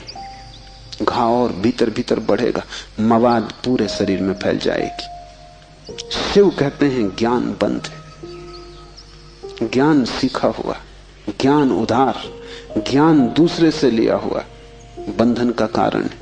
तुम उस सब को छोड़ देना जो दूसरे से मिला है। तुम उसकी तलाश करना जो तुम्हें किसी से भी नहीं मिला। तुम उसकी खोज में निकलना, उस चेहरे की खोज में जो तुम्हारा है। तुम्हारे भीतर छिपा हुआ एक झरना है चैतन्य का, जो तुम्हें किसी से भी नहीं मिला, जो तुम्हारा स्वभाव है, जो तुम्हारी निज संपदा है, निजत्व है, वही तुम्हारी आत्मा है। तीसरा सूत्र है योनि वर्ग और कला शरीर है। योनि से अर्थ है प्रकृति, इसलिए हम स्त्री को प्रकृति कहते हैं। स्त्री शरीर देती है, वो प्रकृति की प्रतीक है। और कला का अर्थ है कर्ता का भाव। एक ही कला है, वो कला है संसार में उतरने की कला। और वो है कर्ता का भाव। इन दो चीजों से मिलकर तुम्हारा शरीर निर्मित होता है। तुम्हारे कर्ता का भाव, तुम्हारा अहंकार, और प्रकृति से मिला हुआ शरीर। अगर तुम्हारे भीतर कर्ता का भाव है तो तुम्हें योग्य शरीर प्रकृति देती चली जाएगी। इसी तरह तुम बार बार जन्मे हो। कभी तुम पशु थे, कभी पक्षी थे, कभी वृक्ष थे, कभी मनुष्य। तुमने जो चाहा है वो तुम्हें मिला है। तुमने जो आकांक्षा की है, तुमने जो कर्तृत्व की वासना की है, वही घट गया है। तुम्हारे कर्तृत्व की वासना घटना बन जाती है, विचार वस्तुएं बन जाते। इसलिए बहुत सोच विचार के वासना करना, क्योंकि सभी वासनाएं पूरी हो जाती हैं देर अबेर। अगर तुम बहुत बार देखते हो आकाश में पक्षी को और सोचते हो कैसी स्वतंत्रता पक्षी को, खास हम पक्षी होते, देर न लगेगी, जल्दी तुम पक्षी हो जाओ। तुम अगर देखते हो एक कुत्ते को संभोग करते हुए और तुम सोचते हो कैसी स्वतंत्रता, कैसा सुख, जल्दी ही तुम कुत्ते हो जाओ। तुम जो भी वासना अपने भीतर संग्रहित करते हो वो बीज बन जाती। प्रकृति तो केवल शरीर देती है, कलाकार तो तुम ही हो, स्वयं को निर्माण करने वाले। अपने शरीर को तुमने ही बनाया है, ये कला का अर्थ है। कोई तुम्हें शरीर नहीं दे रहा है, तुम्हारी वासना ही निर्मित करती है। तुमने कभी ख्याल किया, रात तुम सोते हो तो आखिरी जो विचार होता है सोते समय, वही सुबह उठते वक्त पहला विचार होगा। रात भर तुम सोए रहे, वो बीज की तरह विचार भीतर पड़ा रहा, जो अंतिम था वो सुबह प्रथम होगा। तुम मरोगे इस शरीर से, आखिरी मरते क्षण में तुम्हारे सारे जीवन की वासना संग्रहित होकर बीज बन जाएगी। वही बीज नया गर्भ बन जाएगा। जहां से तुम मिटे वहीं से तुम फिर शुरू हो जाओगे। तुम जो भी हो ये तुम्हारा ही कृत्य है, किसी दूसरे को दोष मत देना। यहां कोई दूसरा है भी नहीं जिसको दोष दिया जा सके। ये तुम्हारे ही कर्मों का संचित फल है। तुम जो भी हो, सुंदर कुरूप, दुखी सुखी, स्त्री पुरुष, तुम जो भी हो, ये तुम्हारे ही कृत्यों का फल है। तुम ही हो कलाकार अपने जीवन के। मत कहना कि भाग्य ने बनाया है, क्योंकि वो धोखा है। उस भांति तुम जिम्मेवारी किसी और पर टाल रहे हो। मत कहना कि परमात्मा ने भेजा है। तुम परमात्मा पर जिम्मेदारी मत डालना, क्योंकि ये तरकीब है खुद के दायित्व से बचने की। इस कारागृह में तुम अपने ही कारण हो। जो व्यक्ति इस बात को ठीक से समझ लेता है कि अपने ही कारण में यहां हूं, उसके जीवन में क्रांति शुरू हो जाती। शिव कह रहे हैं योनि वर्ग और कला शरीर है। प्रकृति तो सिर्फ योनि है, वो तो सिर्फ गर्भ है। तुम्हारा अहंकार उस योनि में बीज बनता है। तुम्हारे कर्तृत्व का भाव कि मैं ये करूं, मैं ये पाऊं, मैं ये हो जाऊं, उसमें बीज बनता है। और जहां भी तुम्हारे कर्तृत्व की कला और प्रकृति की योनि का मिलन होता है, शरीर निर्मित हो जाता है। इसलिए बुद्ध पुरुष कहते हैं सभी वासनाओं को छोड़ दो, तभी तुम मुक्त हो सकोगे। तुमने अगर स्वर्ग की वासना की तो तुम देवता हो जाओगे, लेकिन वो भी मुक्ति ना होगी, क्योंकि वासनाओं से कभी भी अशरीर की स्थिति पैदा नहीं होती। सभी वासनाओं से शरीर निर्मित होते हैं। जब तक तुम निर्वासना को उपलब्ध नहीं हो, जब तक तृष्णा तुमने पूरी ही नहीं छोड़ दी, तब तक तुम नए शरीरों में भटकते रहोगे। और शरीर के ढंग अलग हों, शरीर की मौलिक स्थिति एक ही जैसी है। शरीर के दुख समान है, चाहे पक्षी का शरीर हो चाहे आदमी का शरीर हो, दुखों में कोई भेद नहीं है। क्योंकि मौलिक दुख है आत्मा का शरीर में बंध जाना। मौलिक दुख है कारागृह में प्रविष्ट हो जाना। फिर कारागृह की दीवारें वर्तुलाकार हैं कि त्रिकोण हैं कि चौकोन हैं, उससे कोई हल नहीं होता, उससे कुछ फर्क नहीं पड़ता है। तुम भला सोचते हो फर्क पड़ता है। एक मेरे मित्र हैं, ड्राइंग के शिक्षक हैं, उन्हें जेल हो गई। लौटे 3 साल बाद तो मैंने उनसे पूछा कैसे रहे दिन, कैसे कटे दिन। उन्होंने कहा और तो सब ठीक था, लेकिन मेरी कोठरी के कोने 90 कोण के नहीं थे। वो ड्राइंग के शिक्षक हैं, उनकी बुद्धि वो 90 कोण के नहीं थे कोठरी के कोने। उनकी असली तकलीफ 3 साल यही रही, क्योंकि उसी कोठरी में रहना और बार बार देखना वो कोना वो 90 कोण का नहीं। तो जो बात उन्होंने मुझसे कही वो ये कि तो और तो सब ठीक था, बाकी कुछ अड़चन ना थी, लेकिन कोने ठीक 90 के नहीं थे। कोने 90 के हों कि 90 के ना हो, इससे क्या बुनियादी फर्क पड़ेगा। कारागृह कारागृह, पक्षी का शरीर के आदमी का बहुत फर्क नहीं पड़ता। बंद तुम हो गए वही दुख है, बंध गए तुम वही दुख। वासना बांधती, वासना है रज्जु जिससे हम बंधते हैं। और ध्यान रखना, तुम्हारे अतिरिक्त तो और कोई जिम्मेवार नहीं है। उद्यमो भैरवा, चौथा सूत्र है उद्यम ही भैरव है। उद्यम उस आध्यात्मिक प्रयास को कहते हैं जिससे तुम इस कारागृह के बाहर होने की चेष्टा करते हो। भैरव शब्द पारिभाषिक है।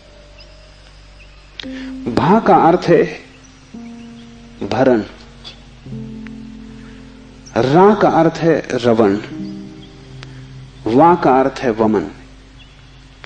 भरण का अर्थ है धारण, रवण का अर्थ है संहार और वमन का अर्थ है फैलाना। भैरव का अर्थ है ब्रह्म, जो धारण किए है, जो संभाले है, जिसमें हम पैदा होंगे और जिसमें हम मिटेंगे, जो विस्तार है और जो ही संकोच बनेगा, जो सृष्टि का उद्भव है और जिसमें प्रलय होगा। मूल अस्तित्व का नाम भैरव है। शिव कहते हैं उद्यम ही भैरव है। और जिस दिन भी तुमने आध्यात्मिक जीवन की चेष्टा शुरू की, तुम भैरव होने लगे, तुम परमात्मा के साथ एक होने लगे। तुम्हारी चेष्टा की पहली किरण और तुमने सूरज की तरफ यात्रा शुरू कर दी। पहला ख्याल तुम्हारे भीतर मुक्त होने का, और ज्यादा दूर नहीं है मंजिल, क्योंकि पहला कदम करीब करीब आधी यात्रा है। उद्यम भैरव है। पाओगे देर लगेगी, मंजिल पहुंचने में समय लगेगा, लेकिन तुमने चेष्टा शुरू की और तुम्हारे भीतर बीज आरोपित हो गया कि मैं उठूं इस कारागृह के बाहर, मैं जाऊं शरीर से मुक्त हूं, मैं हटूं वासना से, मैं अब और बीज न बोऊं इस संसार को बढ़ाने के, मैं और जन्मों की आकांक्षा न करूं। तुम्हारे भीतर जैसे ही ये भाव सघन होना शुरू हुआ कि अब मैं मूर्छा को तोड़ूं और चैतन्य बनूं, वैसे ही तुम भैरव होने लगे, वैसे ही तुम ब्रह्म के साथ एक होने लगे। क्योंकि वस्तुतः तो तुम एक हो ही, सिर्फ तुम्हें स्मरण आ जाए। मूलतः तो तुम एक हो ही, तुम उसी सागर के झरने हो, तुम उसी सूरज की किरण हो, तुम उसी महाआकाश के एक छोटे से खंड हो। पर तुम्हें स्मरण आना शुरू हो जाए और दीवारें विसर्जित होने लगे तो तुम उस महाआकाश के साथ एक हो जाओगे। उद्यम भैरव है। बड़ी सघन चेष्टा करनी जरूरी है, क्योंकि नींद गहरी है। तोड़ोगे सतत तो ही टूट पाएगी, आलस्य करोगे संभव नहीं होगा। आज तोड़ोगे कल फिर बना लोगे तो फिर भटकते रहोगे। एक हाथ से तोड़ोगे दूसरे से बनाते जाओगे तो श्रम व्यर्थ होगा। उद्यम का अर्थ है तुम्हारी पूरी चेष्टा संलग्न हो जाए। लोग मेरे पास आते हैं, वो कहते हैं हम करते हैं लेकिन कुछ हो नहीं रहा, और मैं उनकी शक्ल देखता हूं, वो करते हैं ही नहीं, या ऐसा मरे मरे करते हैं जैसे मक्खियां उड़ा रहे हैं।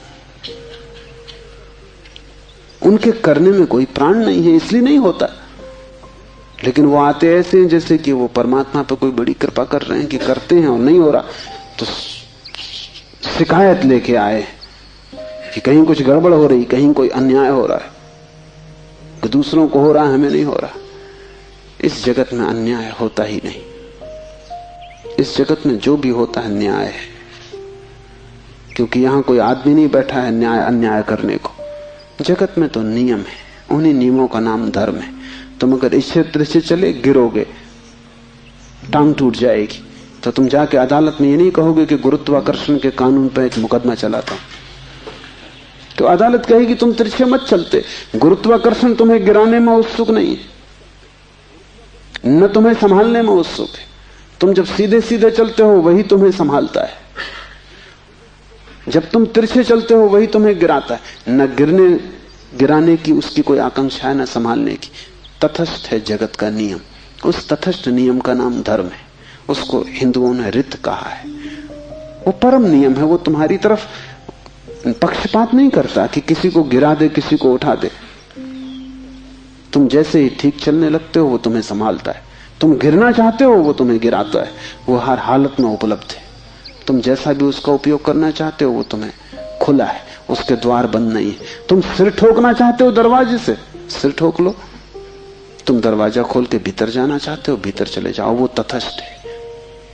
उद्यम भैरव है। महान श्रम चाहिए। उद्यम का अर्थ है प्रगाढ़ श्रम। तुम्हारी समग्रता लग जाए श्रम में, उसका नाम उद्यम है।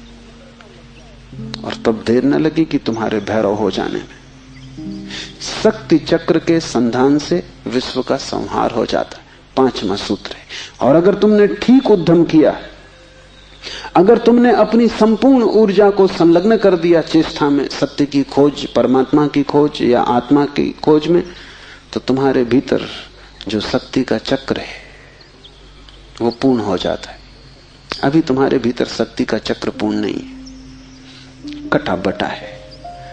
वैज्ञानिक कहते हैं कि बुद्धिमान से बुद्धिमान आदमी भी अपनी 15% से ज्यादा प्रतिभा का उपयोग नहीं करता। 85% प्रतिभा ऐसे ही सड़ जाती। ये तो बुद्धिमान आदमी की बात है। बुद्धू का क्या हिसाब, वो तो शायद करते ही नहीं। हम अपने शरीर की भी ऊर्जा का पूरा उपयोग नहीं करते, 5% ज्यादा से ज्यादा।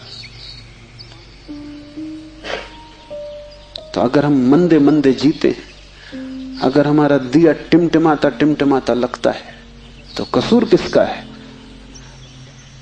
तुम जीते ही नहीं पूरी तरह। जैसे तुम जीने से भी भयभीत हो कि लपट कहीं जोर से ना आ जाए। तुम डरे डरे हो, तुम कपते कपते जीते हो। तो फिर शक्ति का जो चक्र है तुम्हारे भीतर वो पूरा नहीं हो पाता। तो तुम्हारी गाड़ी ऐसे चलती जैसे कभी कार को तुमने देखा हो, पेट्रोल कभी आता कभी नहीं आता, कभी कचरा आता, तो कार ऐसे चलती जैसे हिचकी खा रही हो। बस ऐसा तुम्हारा जीवन है, हिचकी खाते तुम चलते हो। जरा जरा सी शक्ति के खंड खंड आते, अखंड शक्ति नहीं हो पाती। जिस चीज में भी तुम अपनी पूरी शक्ति लगा दोगे, वो कोई भी हो चीज, अगर तुम चित्र बनाते हो और चित्रकार हो और तुमने अपनी पूरी शक्ति को चित्र बनाने में लगा दिया, पूरी कि रत्ती भर बाकी ना बची, तो तुम वहीं से मुक्त हो जाओगे, क्योंकि वही उद्यम पूर्ण होते ही भैरव हो जाता है। अगर तुम एक मूर्तिकार हो, तुमने सब कुछ मूर्ति में समाहित कर दिया कि मूर्ति बनाते समय तुम ना बचे, बस मूर्ति ही बची, तो शक्ति का चक्र पूरा हो जाता है। जब तुम पूरी शक्ति को निमज्जित करते हो किसी भी कृत्य में, वही ध्यान हो जाता है। भैरव निकट, मंदिर पास आ गया। 5वां सूत्र है शक्ति चक्र के संधान से विश्व का संहार हो जाता है। और जब भी तुम्हारी शक्ति का चक्र पूरा होता है, टोटल, समग्र, अंश अंश नहीं, पूर्ण, उसी क्षण तुम्हारे लिए विश्व समाप्त हो गया। तुम्हारे लिए फिर कोई संसार नहीं, तुम परमात्मा हो गए, तुम भैरव हो गए, तुम मुक्त हो। फिर तुम्हारे लिए न कोई बंधन है, न कोई शरीर है, न कोई संसार है। पूर्ण शक्ति का प्रयोग स्मरण रखना। इस समाधि साधना शिविर में अगर तुमने पूरी शक्ति को लगाया, ऐसे ही ऊपर ऊपर नहीं ध्यान किए, पूरी शक्ति लगा दी, तो तुम अनुभव करोगे कि जिस क्षण शक्ति पूरी लग जाएगी उसी क्षण, फिर क्षण भर की देर नहीं लगती, अचानक संसार खो जाता है, परमात्मा सामने आ जाता है। तुम्हारी शक्ति का पूरा लग जाना ही तुम्हारे जीवन की क्रांति हो जाती, फिर संसार की तरफ पीठ, परमात्मा की तरफ मुंह हो जाता है। इसकी तुम्हें एक झलक भी मिल जाए तो फिर तुम वही ना हो सकोगे जो तुम पहले थे। उसकी एक झलक काफी, फिर तुम्हारा जीवन उसी यात्रा में संलग्न हो जाए। तो ध्यान रखना, यहां पूरा अपने को डुबाना तो ही कुछ हो सकेगा। अगर तुमने थोड़ा भी अपने को बचाया तो तुम्हारा श्रम व्यर्थ है। जब तक श्रम उद्यम ना बन जाए, पूर्ण टोटल एफर्ट ना बन जाए, तब तक भैरव की उपलब्धि नहीं। आज इतना ही।